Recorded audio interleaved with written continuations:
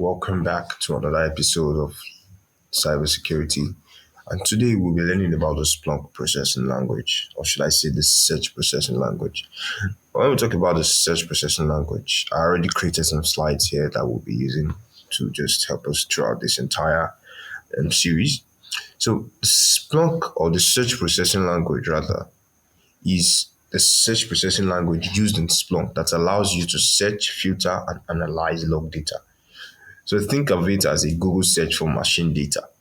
So say for instance, for example, we all know what an SIEM is, and Splunk is an example of an SIEM. So an SIEM is a tool that aggregates and gathers log data into one particular place. So SPL is what we use to search through those logs, to find data, to look for data, and to analyze data. So that's why I said think of it as a Google search for, let me use logs this time instead of machine data.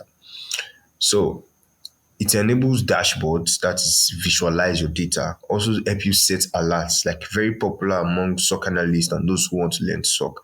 We talk about alerts. Alerts are, should I say, it's basically just alerts. When something happens within your organization and it's suspicious, based off of your rules, it's to trigger an alert. So we use SPL to create dashboards. We use it to create alerts, and we use it to create advanced analytics. So the whole idea of, or the structure of SPL is basically for you to search, refine, transform, and visualize your data. It helps to turn just normal data into insights that you can use to make informed decisions. So here are some basics of SPL that you need to know of. Here are some little basics of SPL. Now, so first and most important thing which we'll be treating is that queries flow in a pipeline using the pipe. I'll explain what this means when we start doing a little bit of practical. So the most common commands that we have in SPL, number one, we have the search command. The search command is used to find relevant data. For example, you decide to search for event code 4625, which is the event code for failed login attempts on your Windows operating system. Also, you can also use the fields command, which can be used to select which particular fields to show. I'll give you an overview of this when we're doing our practicals. Then also we have the stats, which is used to summarize data. If you want to count the number of login failures per user, you can do that with the stats command. And we also have the time chart command, which is used to visualize trends over time.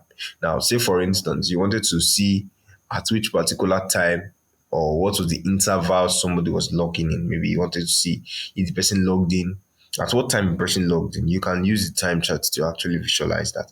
So the time chart helps you see the times, different times, maybe it's in 5 minutes trend, and see the times that people actually logged in. So you can see 10:25, so person actually logged in at this particular time. 10:30, so person logs in at this particular time. So the time chart helps you to visualize that. So we'll go through a bit of that when we do the practicals. Now, take note, commands can be chained together for powerful analysis. So these commands, a lot of times, we don't just use them individually. We combine commands together for actual more powerful analysis of our data. So for some examples of queries that we'll be dealing with is things like this. We'll look at this later on. Then the flow of SPL, like I said, it flows in the pipeline, is that it takes raw logs, it searches through those raw logs, then it filters those logs for whatever it is you might be looking for. Then it creates a statistics, and then you can use it to create a chart. So SPL passes results step by step using the pipe, which I'll show you. That is the symbol of the pipe. Each command is built on the previous output. Think of it like an assembly line for your data. So say for example, you were working in an automotive shop. In an is it automotive? I think it's automotive. Now in an automotive shop, what they do is that there is a car that is being assembled. Parts are assembled in a pipeline. So once the first car drops on the first pipeline, let's say the engine is assembled there, then it moves over to the next. Now the other pipeline where it's or the other space where it's coming from gets filled up by another car. So whatever, until this process has finished, the other car cannot pass into the next phase. So that is basically what a pipeline is. So that is how logs are processed in Splunk. So there are raw logs, then you search, then you filter, then you find out statistics and you find out the chart. So data is passed from the previous output. Let me say from left. That's yes, from your left to right. Data is passed from the previous output onto the next output. So some of the key commands that we'll be dealing with today include the search command, which is to find events, like I explained earlier. We also have the fields command, which is used to select which fields display. We also have the table command, which formats your result into a table. We also have the stats command, which summarizes your data so that you can see the statistics of that particular data. And time charts also help you show trends over time. So some of the use cases in which we use SPL, number one, we have security. So you can use SPL to detect failed login attempts or brute force attacks. You can also use SPL to identify suspicious IP. For example, you could count login failures by the source IP address that they are originating from. You can also track privilege escalation. For example, you can monitor events code 4627, which is for admin logon. When somebody tries to log in as an administrator, you can use SPL, writing some SPL code to monitor that, so that anytime that happens outside of work hours, for instance, you could set it such that it gives you an alert.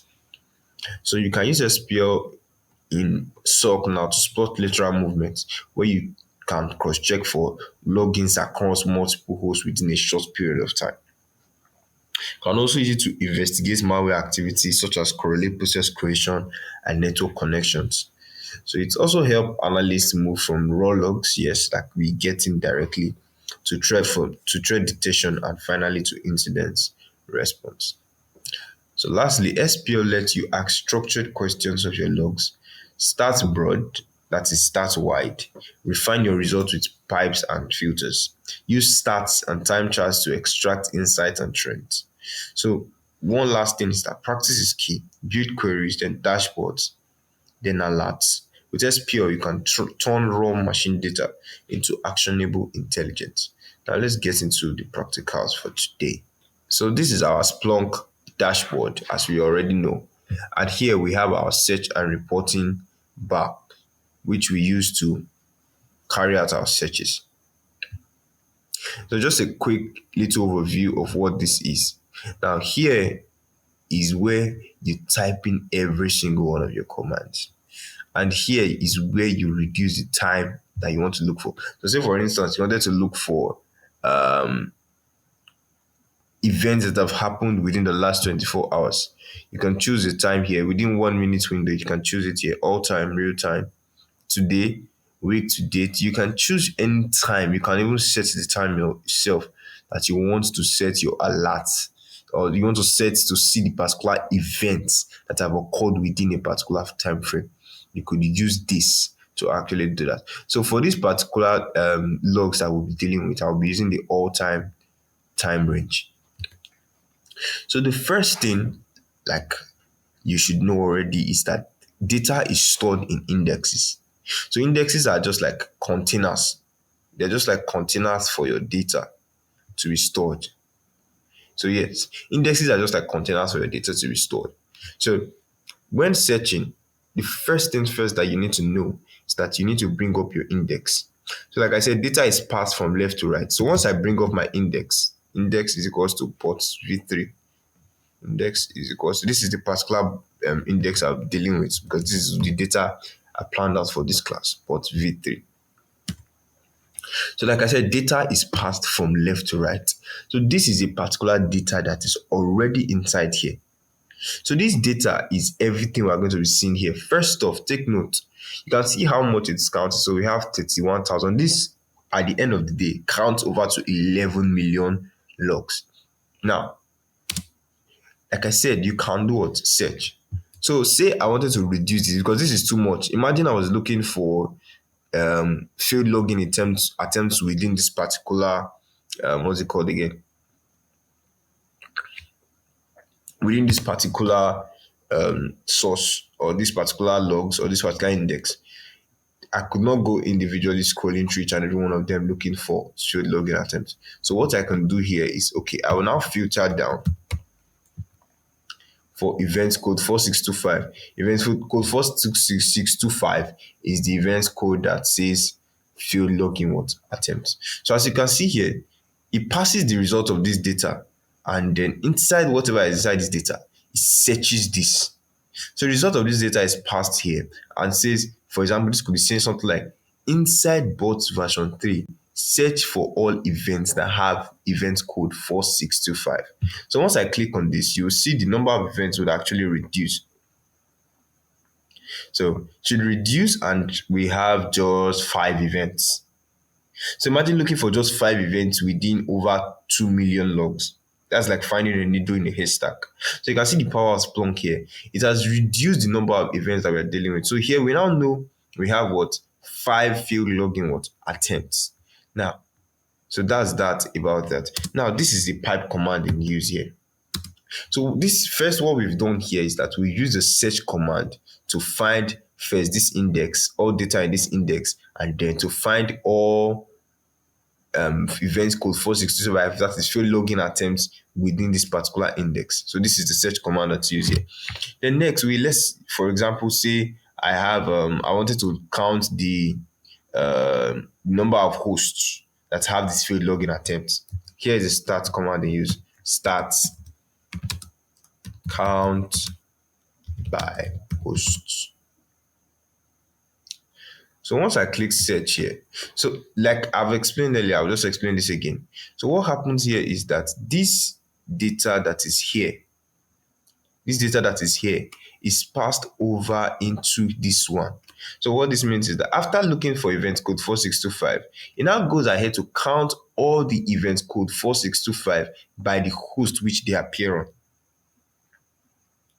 So these are all the hosts. These are hosts on this particular system. So it says how many of these hosts have a failed login attempt and how many failed login attempts do they have.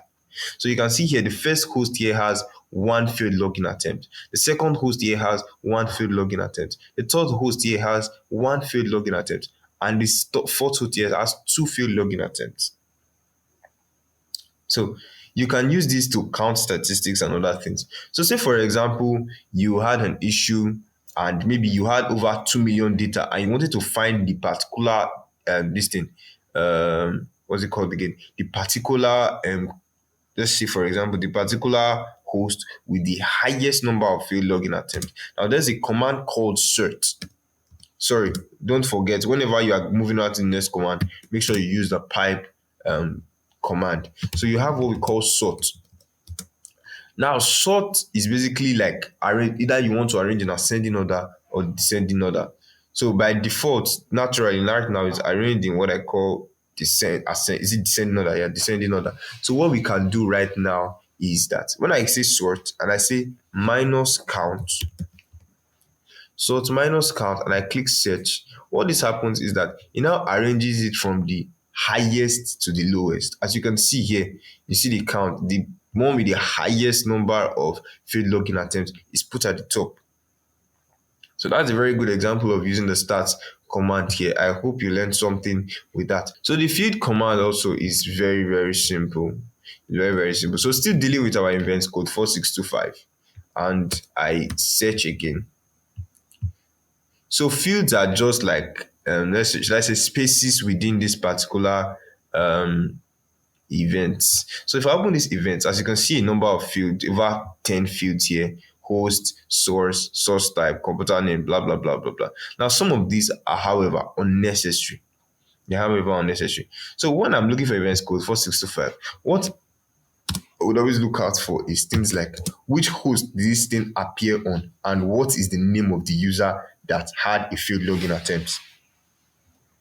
So using the fields command, so I could just type in fields and I could say host, comma, account name. So what this does is that it now reduces this number of fields that we have here to just the host and the account name on which this failed login attempt had occurred. So once I click search, as you can see here, the fields first of all have reduced. So instead of showing all those things was showing before, it just shows me the hosts. Sorry, this is only the host. I think this should have, yes, this host and the account name on which that particular failed login attempt had occurred. So as you can see here, you can see the host here is this particular guy and this particular guy, and this is these two guys on this particular host. So that's that about that. So one more thing before we wrap this up. Now, these are just basic commands. There's so much more. I think I'll try to drop a link to the what's it called again, the documentation for SPL, so that you can read through it and see more other commands that you can actually use in your SOC environment. So say for example, you wanted to monitor for events code 4625 on a particular account. So here we have this event code 4627 and account name, account underscore name. Sorry, which account name are we going to use now? Okay, is equal to guest. It's equal to, sorry, let me show about, okay, yeah, equal to guest. So equals to guest. So you have this account name equal to guest. Now, you can save this as an alert such that whenever there is an event code 4625 on this account name guest, an alert should come up immediately within your logs. So what I say, save as alerts, and I can title it suspicious failed login attempt on guest accounts. Then I could decide to run it every week or run every hour or run every day. It's just a search command. So if I click run every day at 00 a.m. and I say trigger alert when the number of results is greater than 3, such that if there are 3 failed login attempts within a short period of time on this particular account named guest, it should give me an alert. So here I can add an action on what it should do. I could say add it to triggered alert, or even possible send me a mail, and then I can save it. Okay, let me enable an action. Let me just say add to triggered alert. So this is always more or less like a dashboard within your environment, and you can say severity medium. So it's more or less like a dashboard within your environment whereby you can visualize all your alerts and save it. So that means every single time there is an alert, that alert will be displayed on something called your triggered alerts. So where is triggered alerts? Triggered alerts, triggered alerts. So every time there is a particular failed login attempt on this particular account, it will show up in your triggered alerts. I really hope you found this insightful, and kindly like this video and subscribe if you love this and would enjoy to see more content like this. Thank you.